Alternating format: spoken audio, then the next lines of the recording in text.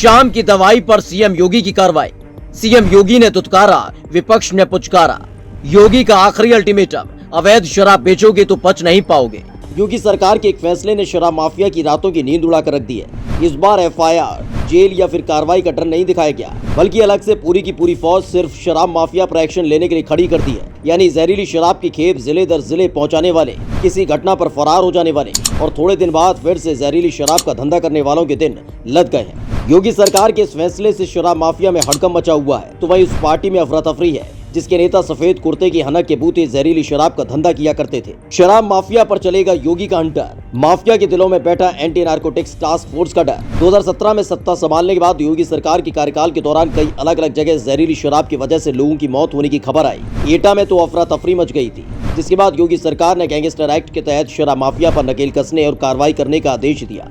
लेकिन सत्ता के संरक्षण के बूते जहरीली शराब की दुकान चलाने वालों पर ज्यादा फर्क नहीं पड़ रहा था, जिसके बाद शराब माफिया की ताबूत में आखिरी कील गाड़ने का काम योगी सरकार ने कर दिया।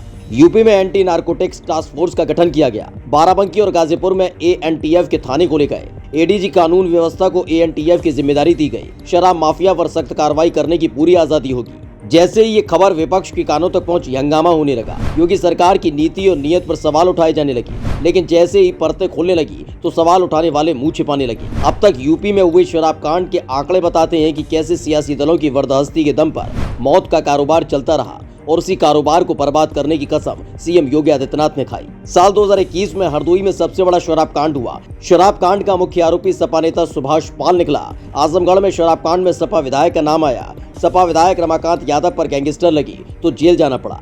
आंकड़े बताने के लिए काफी है कि जब जब उत्तर प्रदेश में जहरीली शराब पीने से लोगों की मौत हुई, तब तब कैसे और कौन शराब माफिया के साथ खड़ा नजर आया। किसके आशीर्वाद से उत्तर प्रदेश में लोगों की जान जाने के बाद भी शराब माफिया बेखौफ होकर जहर बनाते और बेचते रहे। लेकिन जो कसम सीएम योगी आदित्यनाथ ने खाई, उसके बाद विपक्ष टेंशन में आ गया, क्योंकि अब तक गैंगस्टर एक्ट के तहत कई लाडले जेल की सलाखों के पीछे पहुंच गए हैं। तो वहीं जहरीली शराब के दम पर बनाई गई संपत्ति को एंटी नारकोटिक्स टास्क फोर्स ध्वस्त करने में नहीं हिचकेगी। सीएम योगी आदित्यनाथ ने अपने अधिकारियों को साफ साफ आदेश दे दिया है कि शराब माफिया के खिलाफ सख्त से सख्त कार्रवाई हो। अपराधी सिर्फ अपराध के तौर पर नहीं, बल्कि राष्ट्रीय अपराध माना जाए। शराब माफिया की सारी संपत्ति जब्त की जाएगी। शराब माफिया के पोस्टर शहर भर में चस्पा होंगे। एंटी नारकोटिक्स टास्क फोर्स के गठन की खबर के बाद से शराब माफिया में हड़कंप मचा हुआ है। जो सत्ता से मिली ताकत के दम पर कानून को हवा में उड़ा दिया करते थे, लोगों की सांसों का सौदा किया करते थे, अब उनकी उल्टी गिनती शुरू हो चुकी है। और ऐसे शराब माफिया को अफसोस इस बात का ज्यादा है कि जिनके दम पर जहर बेचने का काम करते रहे, वो सत्ता से बाहर है, और जो सत्ता में है